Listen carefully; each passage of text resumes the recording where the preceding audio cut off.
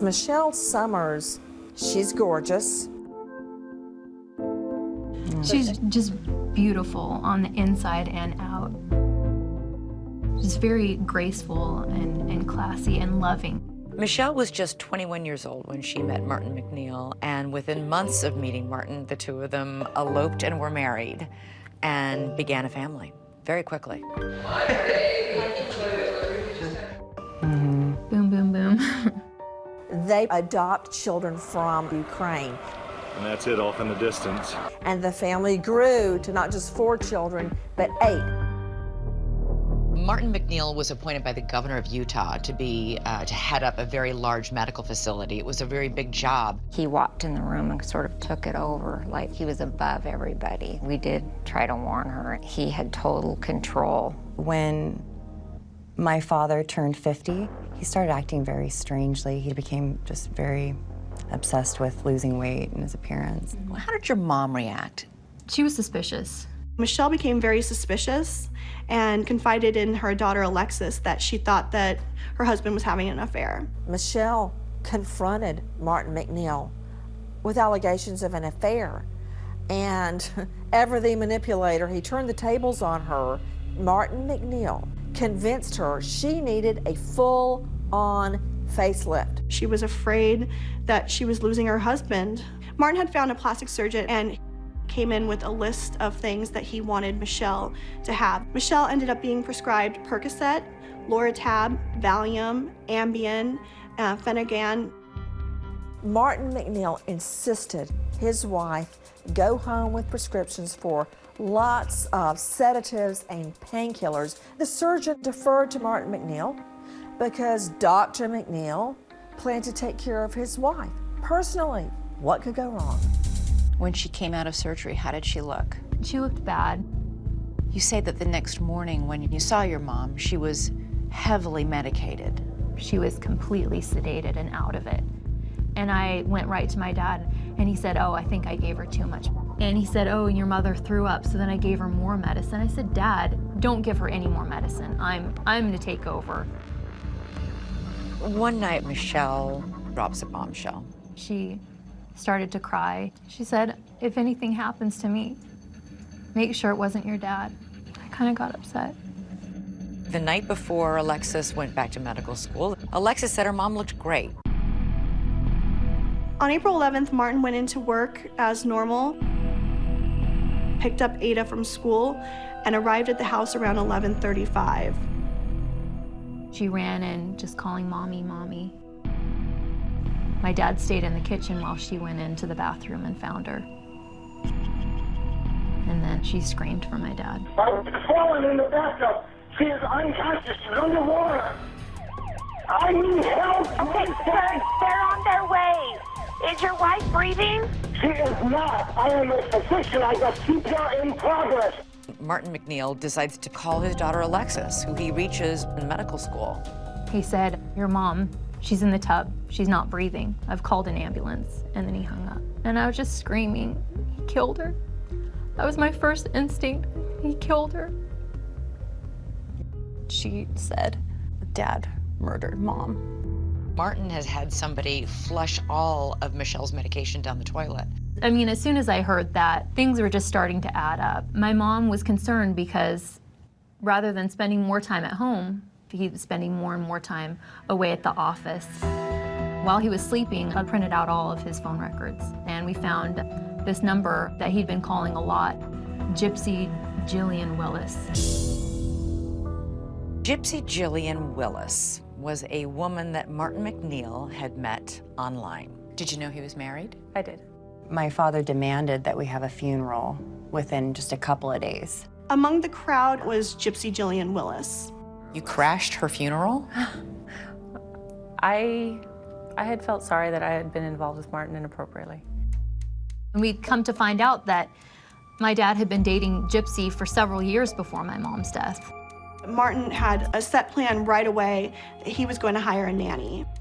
And he said there is going to be an interview for a nanny, and that was Gypsy. Gypsy. Why did you move into the home? Martin told me that he needed help with his younger children. Were you still sleeping with him? I was. So were you the nanny or were you the girlfriend? I moved in to help with the kids. When we had opportunity, I still slept with him. So you were both? If you want to look at it like that. She walked into the house like she owned the place. And then when I questioned my dad, and he said, oh, she's a guest in our home. He wanted to make it known that it was either Gypsy or his children, and he chose the nanny. Yeah. The nanny. But you must have been shocked when 3 months after she died, he proposed marriage to you. I wasn't shocked. It seemed like a natural progression.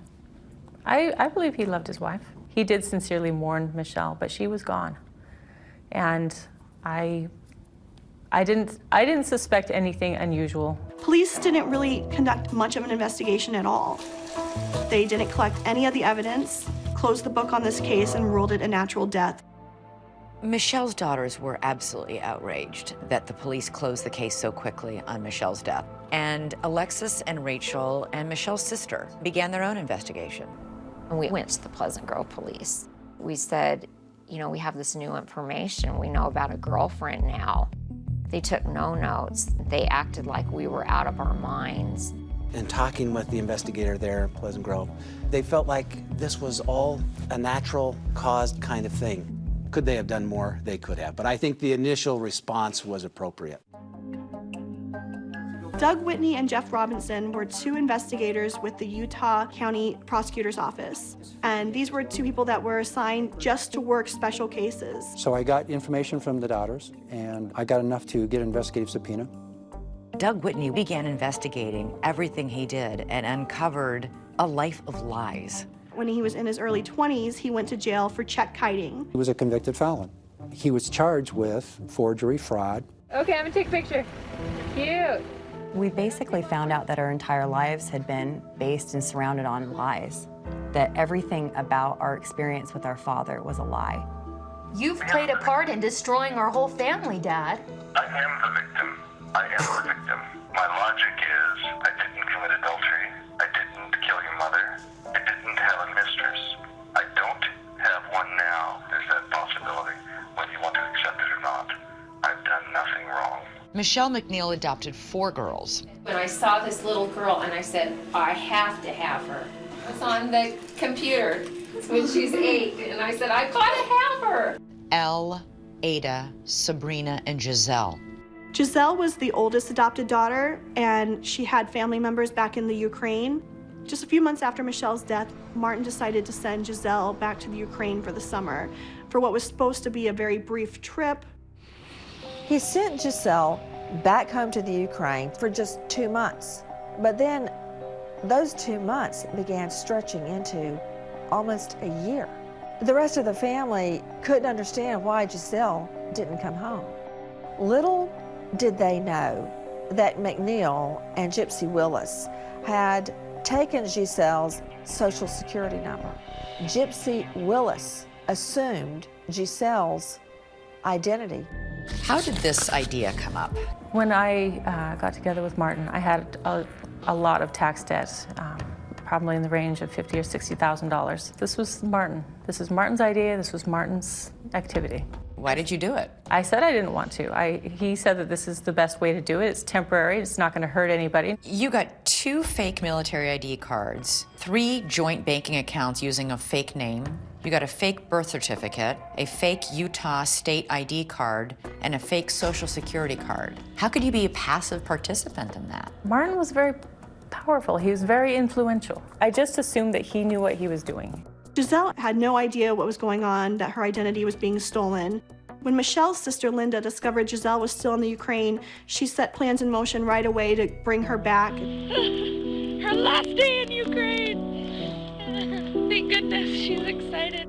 What the family didn't know was that this incredibly compassionate act of going to rescue Giselle and bring her home would put a total wrench in all of Martin's plans. Because now there's 2 people with that social security number, there's 2 people with that name. Once the identity theft was uncovered, Martin and Gypsy were both arrested, and they were both convicted and sentenced to separate prisons where they served time for the identity theft. Martin is gone, but not forever. He's only behind bars for 4 years, so the family knows he'll be out eventually, and it leaves them time to basically wonder, What else is Martin MacNeill capable of doing? Investigators became convinced that Martin had killed Michele because he wanted to be with Gypsy. Nightline, the perfect nanny, will continue. Hi everyone, George Stephanopoulos here. Thanks for checking out the ABC News YouTube channel. If you'd like to get more videos, show highlights, and watch live event coverage, click on the right over here to subscribe to our channel, and don't forget to download the ABC News app for breaking news alerts. Thanks for watching.